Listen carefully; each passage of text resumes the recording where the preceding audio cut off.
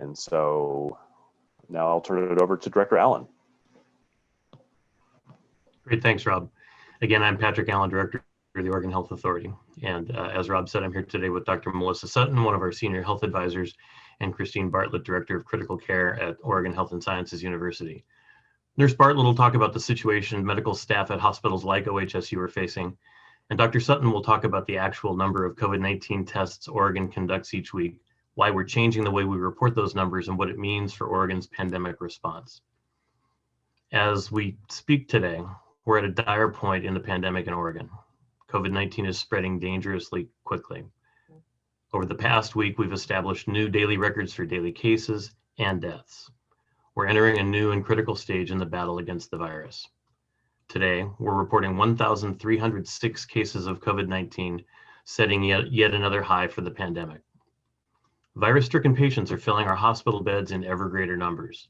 Oregon hospitals are facing a clear and present threat. If we don't get COVID-19 under control, the virus will swamp our hospitals with severely ill patients, putting more lives at risk. But I want to underscore one vital point. The virus doesn't set the timeline for anything. We do. We can make choices to feed the virus what it needs, new people to infect, by flouting science, gathering in large groups, and refusing to take the simple precaution of wearing a mask to protect the people around you. Or we can wear masks, limit our social gatherings to one other household at a time, and keep our get-togethers small. That's how we stop COVID-19 from spreading. Maybe you're someone who's worried about a loved one getting sick. Maybe you're someone who's mad about closures and restrictions. Maybe you've lost a job. You're tired and frustrated about your children's distance learning. We all want this pandemic to be over. But here's a simple message. We all have the power to end this nightmare. Wear a mask, keep our get-togethers small, and limit our social interactions to one other household at a time. Now let me give you an overview on where things stand in Oregon. In total, Oregon's recorded 62,175 cases and now 812 tragic and preventable deaths, including 4 today. The virus is spreading faster. 3 weeks ago, we recorded 3,500 weekly cases for the first time. The following week, we exceeded 5,000, and this past week, we've eclipsed 6,000 cases. People are dying at a faster rate. This week, we surpassed another sad milestone in the pandemic, our 800th death, only 16 days after we crossed the threshold of 700 deaths. Now, this is the point of the news conference where I'm supposed to say our thoughts go out to all the families mourning the loss of a loved one to this virus, and I do extend my sympathies to them. I get emails from people who've lost loved ones. A longtime friend and classmate let me know her mother passed yesterday. Their pain is real and heartbreaking. I'm deeply saddened by every death we report. Based on what we know today, though, COVID deaths are preventable. We can prevent more deaths from happening by taking simple precautions in our lives. Please, before you gather for Thanksgiving, think about the implications of your choices, not just for you, but for your friends, family, and community. Weekly hospitalizations also hit a record high at 212. Our hospital numbers should be sounding alarms to all of us. We currently have 412 hospitalized patients with positive COVID-19 tests in Oregon. We've experienced a 142% increase in hospitalization since November 1st in patients who've tested positive for COVID-19 and a 234% increase over the past month.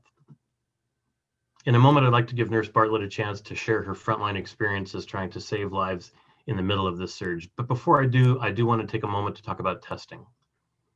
Our level of test positivity remains stubbornly high, even as more Oregonians are being tested. There's been a lot of discussion about COVID-19 testing in Oregon this week. Let me preview a few of the points Dr. Sutton will cover.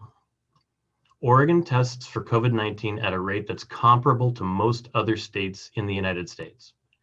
When the pandemic started, we measured the number of new people tested so we could be as transparent as possible. Now, there are more ways for people to get tested, so we're moving to a test-based reporting system. When we look at the total number of tests performed in Oregon each week, we're right in line with other states on a per capita basis.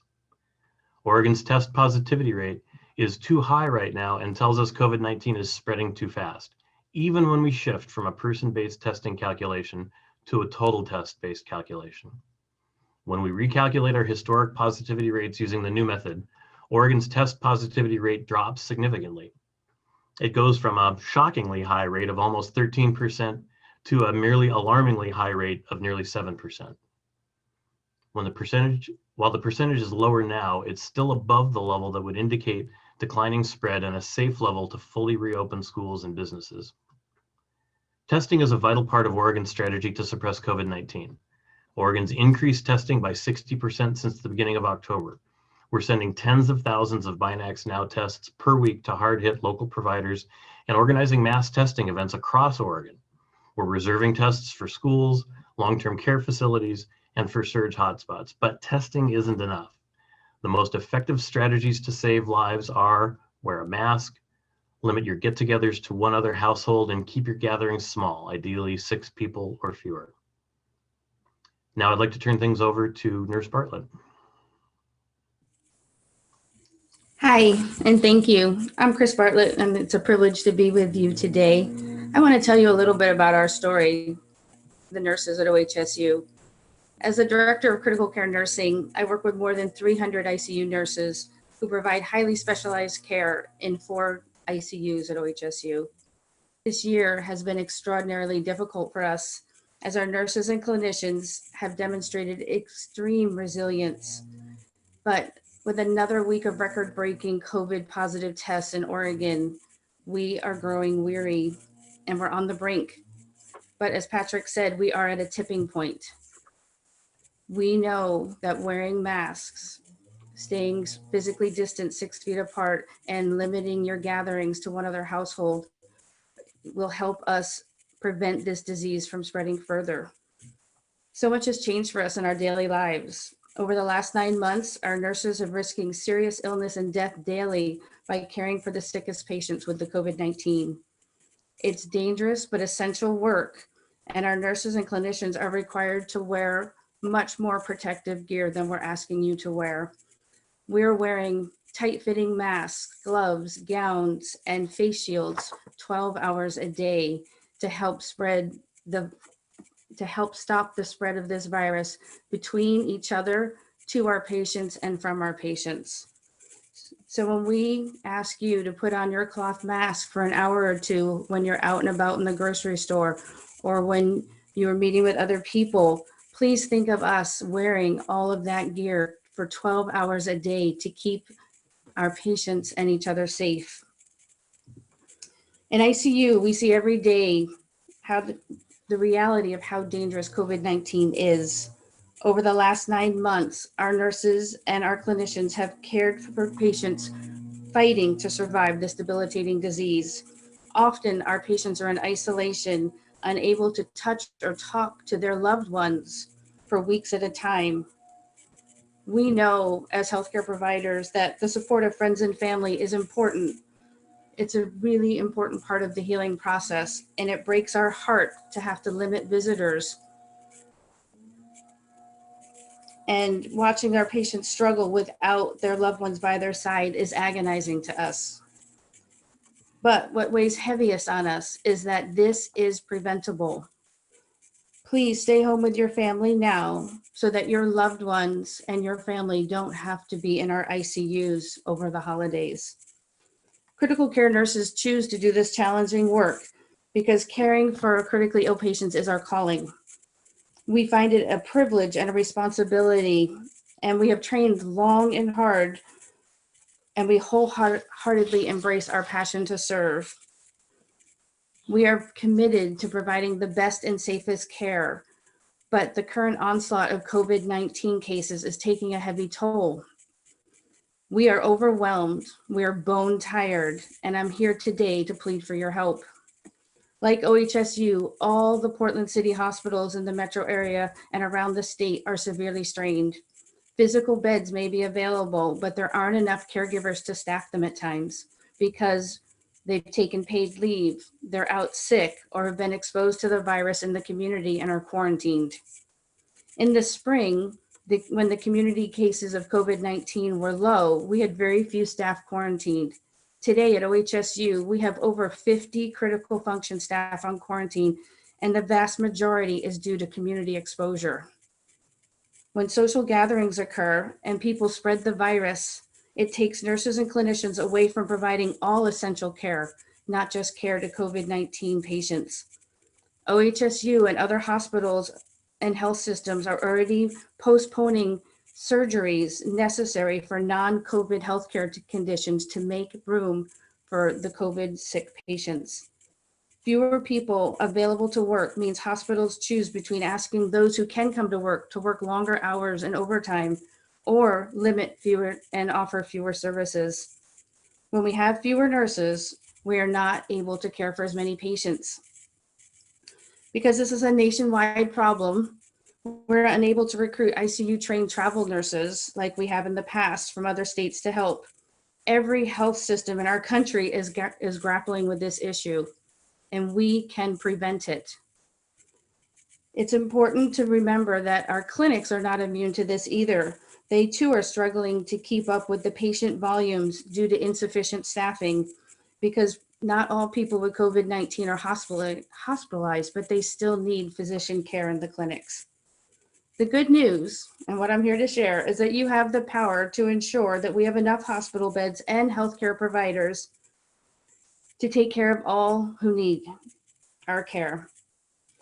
In-person social gatherings outside of our household, or our bubbles, as we call them, is dangerous, and that's including Thanksgiving week. We are asking that you stay home, you keep your gatherings small to one household, you wear your masks when you are outside or with other people, and you physically distance when possible. By staying home and canceling your social gatherings and following the safety measures that have proven so effective in the past, we have flattened this curve twice and we can do it again. You can stem the tide of the COVID-19 spread in Oregon and give our critical care nurses and clinicians hope that the weeks after Thanksgiving won't be the worst weeks yet. On behalf of all of our nurses and clinicians, I want to thank you for your sacrifices this year. We know it's been hard. Your willingness to follow Governor Brown's protective measures has and will have a significant effect on our ability to safely care for all Oregonians. Thank you so much. Happy Thanksgiving. And Patrick, I hand it back to you. Thanks, Christine. Now I'd like to turn things over to Dr. Melissa Sutton from the Oregon Health Authority. Thank you, Director Allen, and thank you, Nurse Bartlett, for your work on the front line. I'm Dr. Melissa Sutton, one of the senior health advisors here at OHA and a lead medical expert for our testing strategy. There have been questions recently about our testing capacity and our strategy for dealing with the surge of COVID-19 cases. Let me provide some data to underscore the points that Director Allen made earlier. Currently, Oregon reports the number of people tested for COVID-19 each week. Our data shows that to date, more than 966,000 people, nearly 1 in 4 Oregonians, have been tested for COVID-19. This morning, I want to announce a change in the way Oregon reports the number of tests performed in our state and tell you what it means for our pandemic response. Up until this point, we have counted and reported people tested because our infectious disease database was created and formatted to track people as opposed to laboratory results. Many other states report people tested for this same reason. At the same time, other states and the CDC report the total number of tests performed, even if the same person has multiple tests. According to the CDC, both methods are acceptable. Early in the pandemic, testing was occurring mostly through the Oregon State Public Health Laboratory or in hospital systems. Cases were being retested frequently. As the pandemic has progressed, many more people are being tested for COVID-19 and much more often. Testing criteria and practices have expanded dramatically, and today we recommend testing anyone with symptoms, however mild, as well as all close contacts of cases. So who's being counted and who's not being counted in our current testing reports? Under our current method of counting, we report anyone who tests positive for COVID-19. They are then excluded from being counted again for 90 days because reinfection is very unlikely to occur during that period. We report any person who tests negative for COVID-19, but only the first time they test negative. People who test negative are not counted again, no matter how many additional negative tests they take, until they test positive. As a result, our people tested metric really represents the number of new people tested each week and is significantly undercounting the true number of COVID-19 tests performed in Oregon. For this reason, we will now be reporting the number of tests performed as opposed to people tested. So based on the number of tests performed, where does Oregon stand in relation to other states? Oregon is not at the bottom of the list when it comes to COVID-19 testing. We're in the middle of the pack. The CDC publishes a data tracker that allows for state-by-state comparison, and it shows Oregon ranks 30th in the rate of tests performed per 100,000 people. The CDC tracker also shows that more than 1.9 million PCR tests have been performed in Oregon since the beginning of the pandemic, nearly as many as in neighboring Washington state, which has a substantially larger population. And now I'd like to review two graphics which demonstrate the differences between our current method of counting people tested and our new method of counting tests performed.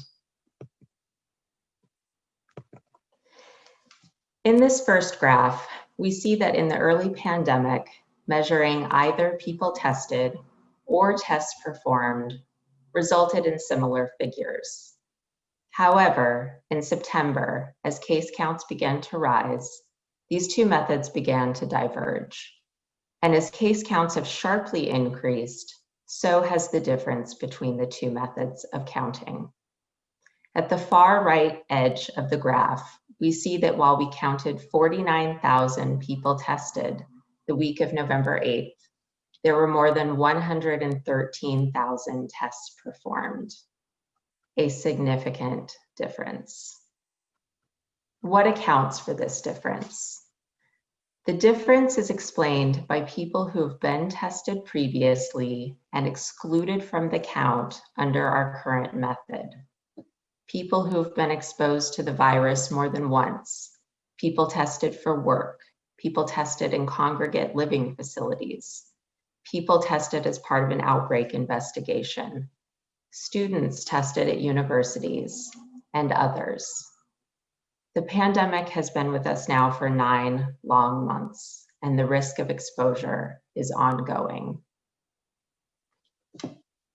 How will Oregon's percent positivity rate change under the new test-based reporting method? Let's take a look. In this second graph, we see that the percent positivity calculated by people tested versus tests performed tracked very closely until case counts began to rise in September. And over the last few weeks, as case counts have skyrocketed, the difference in percent positivity as counted by these two methods has sharply intensified.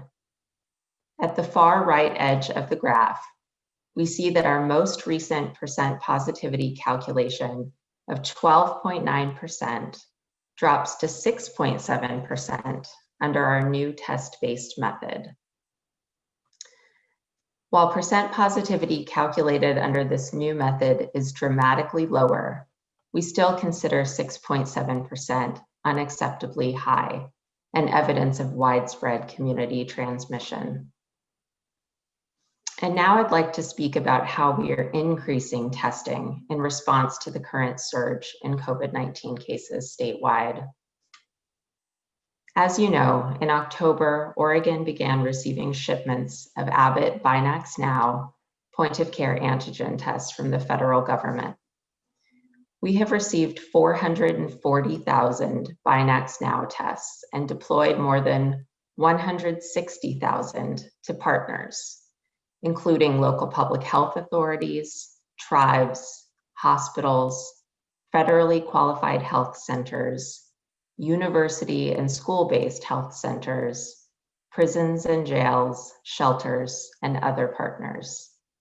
Distribution has been brisk. Using those tests, we have significantly expanded our testing capacity. Since Oregon began receiving the Abbott Binax Now tests, the number of tests performed has increased by 60%, again to more than 113,000 last week. Let me say that again. Since October, the number of tests performed has increased by 60% to more than 113,000 tests last week.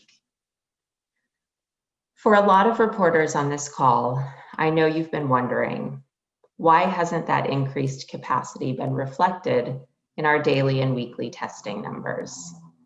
I hope that the data I've shared today about our reporting methods explains the difference. We continue to face testing constraints.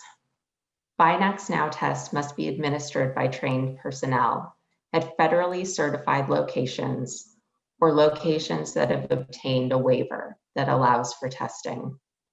And federal allocations of Binax Now tests are slated to end at the end of this year. Therefore, OHA is using this testing capacity to increase test availability in the short term as we continue to build long-term testing capacity. OHA is actively working to recruit new testing partners to meet the requirements necessary to perform these tests. In addition to continuing to deploy the Binax Now tests, OHA is standing up a series of low-barrier community testing events in partnership with HHS through the end of the year. Testing events are currently planned in 12 counties. They are free and open to everyone. These events do not require identification or a physician's order. You can go to the OHA COVID-19 website for more information on these events. Oregon, like many other states, is working hard to bring more testing to Oregonians and to ensure that tests reach our most vulnerable populations. But we know a test doesn't protect you from COVID-19. As Director Allen and Nurse Bartlett both said, wear a mask, stay physically distant from others, avoid gatherings, stay home when possible, and wash your hands. And now we are happy to take your questions.